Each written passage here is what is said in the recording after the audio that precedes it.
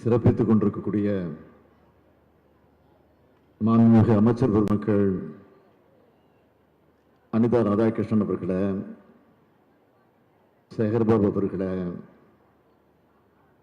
நாடாளுமன்ற உறுப்பினர் கலாநிதி வீராசாமி அவர்களே, சட்டமன்ற உறுப்பினர்கள் KPP சங்கர் அவர்களே, மாதவரம் சுதர்சனம் அவர்களே, RD சேகர் அவர்களே, தாயகம் கவி அவர்களே, சந்திரசேகர் அவர்களே, காதர் பாட்ஷாங்கிற முத்துராமலிங்கம் அவர்களே, MK மோகன் அவர்களே, ஜோசப் சாமுவேல் அவர்களே, எபினேசர் அவர்களே, ஐட்ரீம்ஸ் மூர்த்தி அவர்களே, தமிழ்நாடு மீன் வளர்ச்சி கழகத்தினுடைய தலைவர் கௌதம் மோகன் அவர்களே, ஜோசப் சாமுவேல் அவர்களே, எபினேசர் அவர்களே, ஐட்ரீம்ஸ் மூர்த்தி அவர்களே, தமிழ்நாடு மீன் வளர்ச்சி கழகத்தினுடைய தலைவர் கௌதமன் அவர்களே, செயலாளர் திரு சுப்பையன் IAS அவர்களே, ஆணையர் திருமதி கஜலட்சுமி IAS அவர்களே, மாவட்ட ஆட்சித்தலைவர் திருமதி ரஷ்மி சித்தார்த் IAS அவர்களே, மண்டல குழுவுடைய தலைவர் தனியரசு உள்ளிட்ட உள்ளாட்சி அமைப்புகளின் பிரதிநிதிகளை, நலத்திட்ட உதவிகளை பெறுவதற்காக வருகை தந்திருக்கக்கூடிய மீனவ சமுதாயத்தினுடைய தோழர்களே, நண்பர்களே, பெரியோர்களே, தாய்மார்களே, பத்திரிகை மற்றும் ஊடகத்துறை சார்ந்திருக்கக்கூடிய நண்பர்களே, உங்கள் அனைவருக்கும் என்னுடைய அன்பான வணக்கம். 272 கோடியே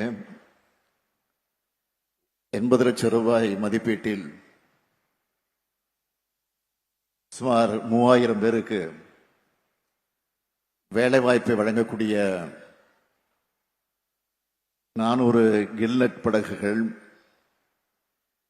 250 ஃபைபர் படகுகள் நிறுத்துகிற வசதியோட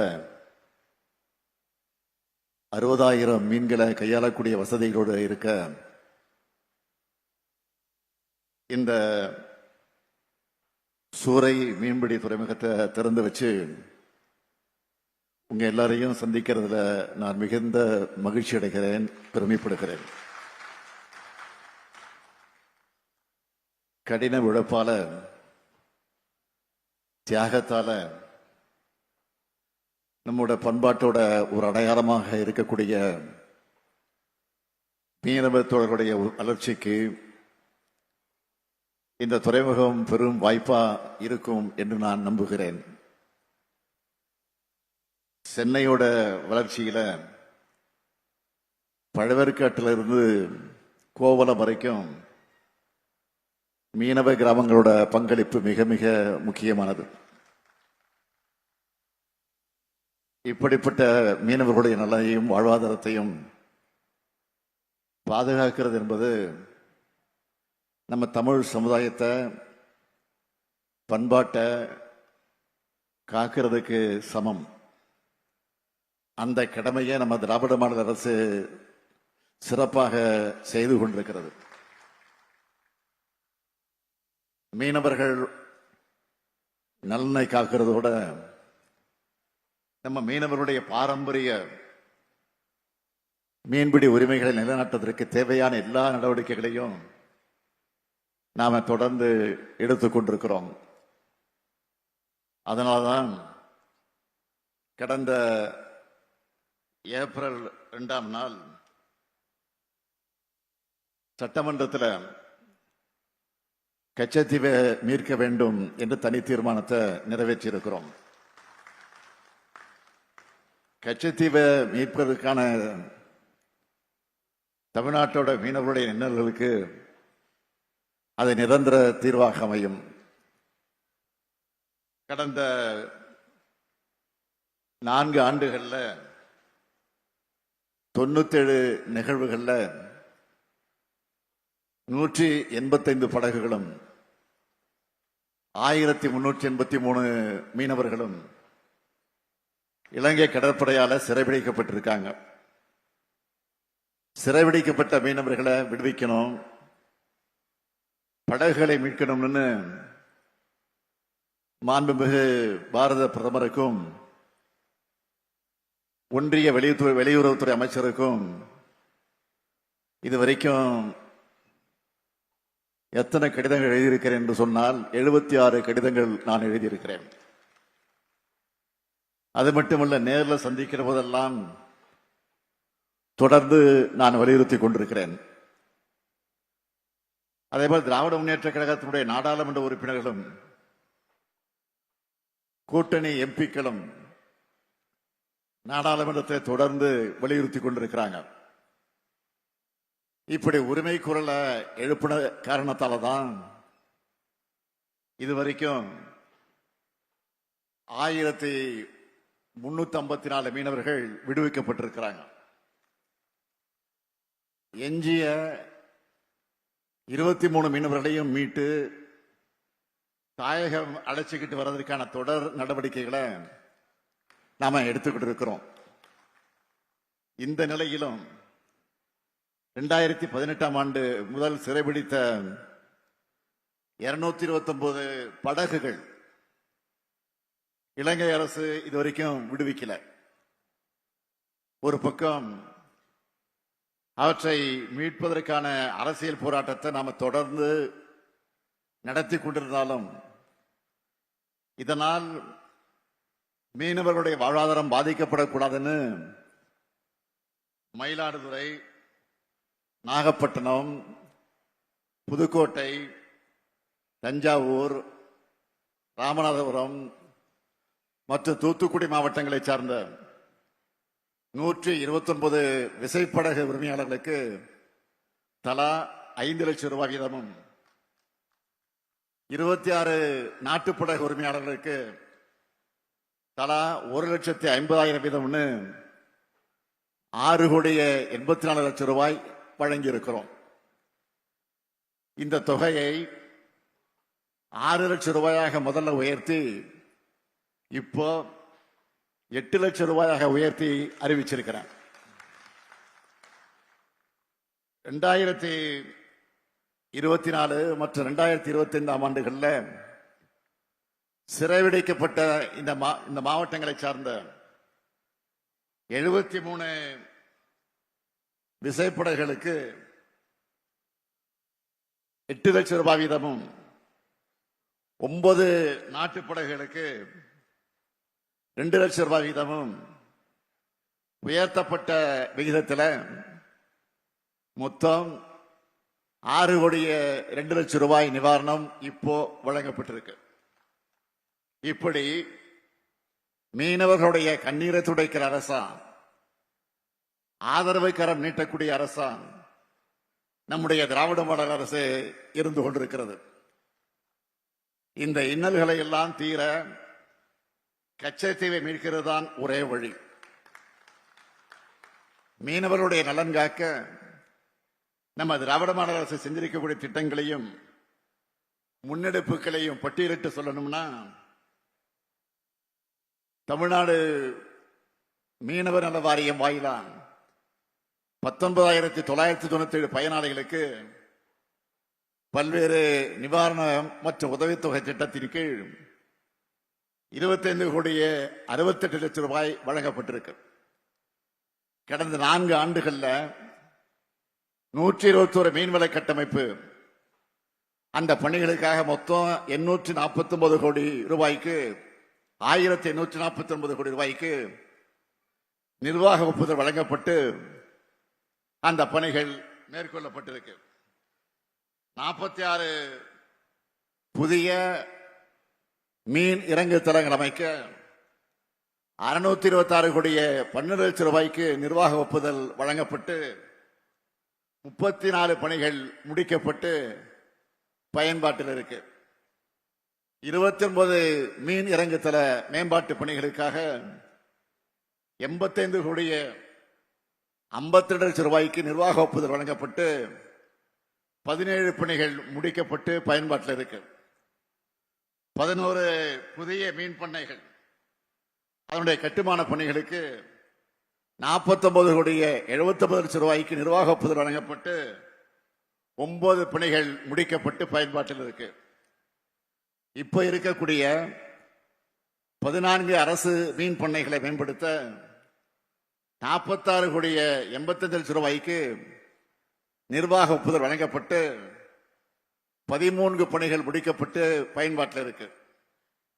புதிய மற்றும் மேம்படுத்தப்பட்ட மீன்பிடி துறைமுகங்கள் மற்றும் மீன் இறங்கு தளங்கள் அமைக்கிறது குறித்து 12 ஆய்வுப் பணிகளுக்கு 9 கோடியே 45 லட்சம் ரூபாய்க்கு நிர்வாக ஒப்புதல் வழங்கப்பட்டு 7 பணிகள் முடிக்கப்பட்டிருக்கு. 8 கோடி ரூபாய் செலவில் 2 பயிற்சி நிலைய பணிகள் முடிக்கப்பட்டு பயன்பாட்டில் இருக்கு. 7 மீன்பிடி துறைமுக பணிகளுக்கு 258 கோடியே 20 லட்சம் ரூபாய்க்கு நிர்வாக ஒப்புதல் அளிக்கப்பட்டு 4 பணிகள் முடிக்கப்பட்டு பயன்பாட்டில் இருக்கு. மற்ற பணிகள் எல்லாம் முழு வீச்சில் நடைபெற்று வருது. அந்த பணிகளும் விரைந்து முடிக்கப்பட்டு பயன்பாட்டுக்கு கொண்டு வரப்படும் என்பதை நான் மகிழ்ச்சியோடு தெரிவித்துக் கொள்ள விரும்புகிறேன். கடந்த 2023ஆம் ஆண்டு ராமநாதபுரத்தில் மீனவ மக்களுக்காக ஒரு சிறப்பு மாநாட்டை நடத்தி அதில் நான் கலந்து கொண்டேன். 1000 கோடி ரூபாய்க்கும் அதிக மதிப்பிலான மீனவர் திட்டங்களை அந்த மாநாட்டில் நான் அறிவித்தேன். அந்த திட்டங்கள் அனைத்தும் செயல்படுத்தப்பட்டிருக்குன்னு நான் மகிழ்ச்சியோடு இந்த நிகழ்ச்சியில தெரிவிச்சுக்க விரும்புகிறேன். மீன்பிடி தடைக்கால நிவாரண உதவி தொகை 5000 ரூபாயிலிருந்து 8000 ரூபாயாக உயர்த்தப்பட்டிருக்கு. இந்த திட்டத்தின் கீழ் 60 வயசுக்கு மேற்பட்ட மீனவர்களும் பயன்பெறும் வகையில் செயல்படுத்தப்படுகிறது. கடந்த 4 ஆண்டுகள்ல 518 கோடியே 53 லட்சம் ரூபாய்க்கு நிவாரண தொகை வழங்கப்பட்டிருக்கு. மீன்பிடி விசைப்படகுகளுக்கு வழங்கப்படக்கூடிய வரி விலக்களிக்கப்பட்ட டீசல் 18,000 லிட்டரிலிருந்து 19,000 லிட்டராக உயர்த்தப்பட்டது. கடந்த 4 ஆண்டுகள்ல 4,34,668 கிலோ லிட்டர் அளவுக்கு மானிய டீசல் விநியோகிக்கப்பட்டிருக்கு. மீன்பிடி நாட்டுப்படைகளுக்கு வழங்கப்படுகிற வரி விலக்களிக்கப்பட்ட டீசல் 4,000 லிட்டரிலிருந்து 4,400 லிட்டராக உயர்த்தப்பட்டு 12,592 மீன்பிடி படைகளுக்கு வழங்கப்படுது. அதேபோல் தூத்துக்குடி, திருநெல்வேலி, கன்னியாகுமரி மாவட்டத்தினுடைய நாட்டுப்படைகளுக்கு வழங்கப்படக்கூடிய தொழிலக மண்ணெண்ணெய் 3,400 லிட்டரிலிருந்து 3,700 லிட்டராக உயர்த்தப்பட்டு 5,930 நாட்டுப்படைகளுக்கு வழங்கப்படுது. மீன்பிடி கலன்களை இயந்திரமாக்கும் திட்டத்தின் கீழ் 12 கோடி ரூபாய் திட்ட மதிப்பீட்டில் 4 கோடி 80 லட்சம் ரூபாய் மானியத்தில் 1000 உள் மற்றும் வெளி பொருந்தும் இயந்திரங்கள் மீனவர்களுக்கு வழங்கப்பட்டிருக்கு.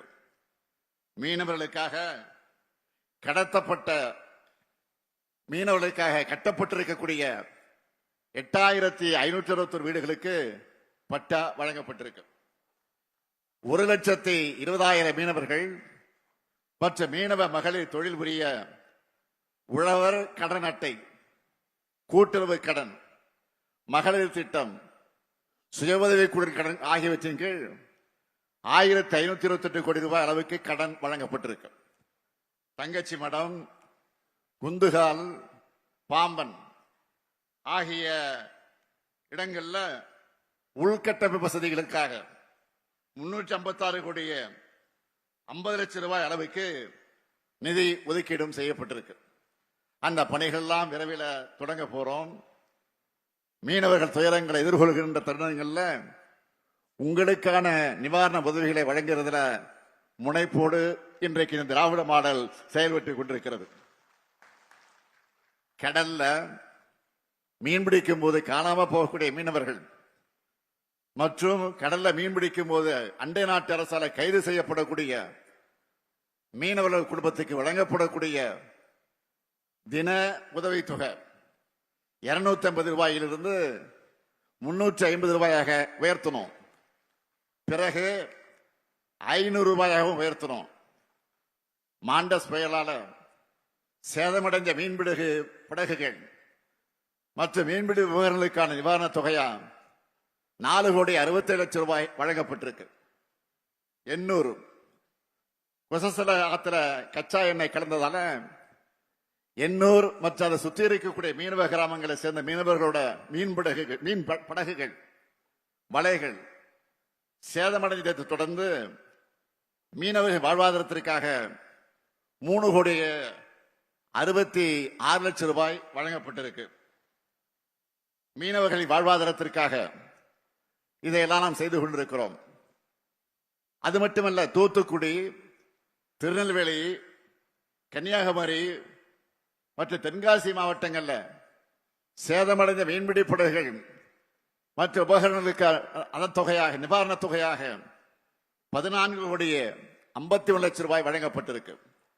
மீனவர் குழு விபத்து காப்பீடு இல்லாத காலத்தில் இறந்த 176 இறந்த மீனவர்கள் வாரிசுதாரர்களுக்கு தலா 2 லட்சம் ரூபாய், நிரந்தர உடல் குறைபாடு ஏற்பட்டிருக்கக்கூடிய ஒரு மீனவருக்கு 1 லட்சம் ரூபாய்னு மொத்தம் 3,53 லட்சம் ரூபாய் நிவாரணமாக வழங்கப்பட்டிருக்கு. அண்மை கடற்பகுதியில் மீன் வளத்தை அதிகரிப்பதற்காக சென்னை, செங்கற்பட்டு, விழுப்புரம், மயிலாடுதுறை, தூத்துக்குடி, திருநெல்வேலி ஆகிய மாவட்டங்கள்ல 49 மீனவ கிராமங்கள்ல 200 செயற்கை மீன் உறவிடங்கள் 62 கோடி ரூபாய் திட்ட மதிப்பீட்டில் நிறுவப்பட்டிருக்கு.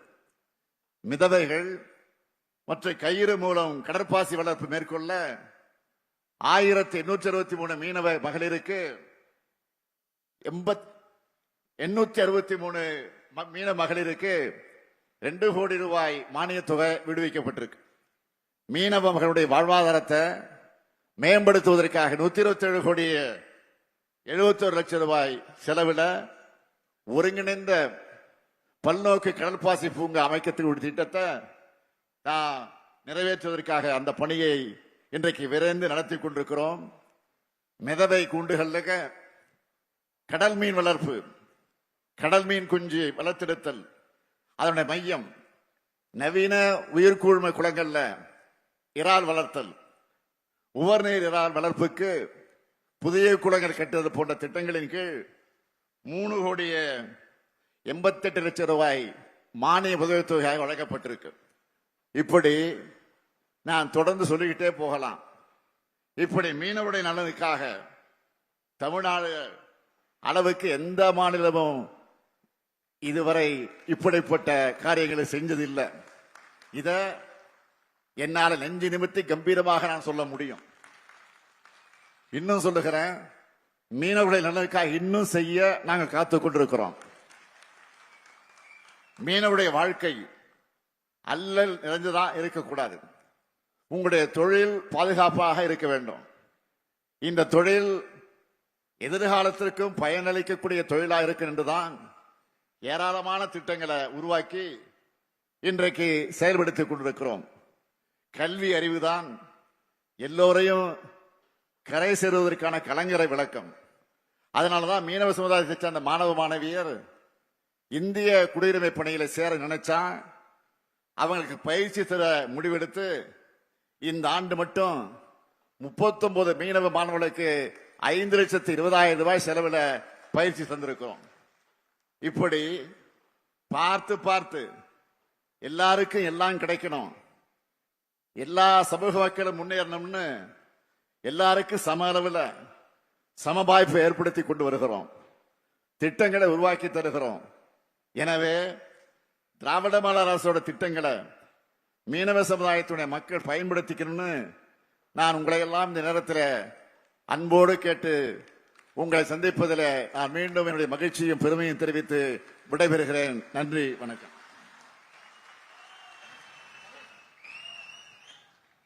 உடனுக்குடன் செய்திகளை தெரிந்து கொள்ள சன் நியூஸ் பெல் ஐகானை கிளிக் பண்ணுங்க.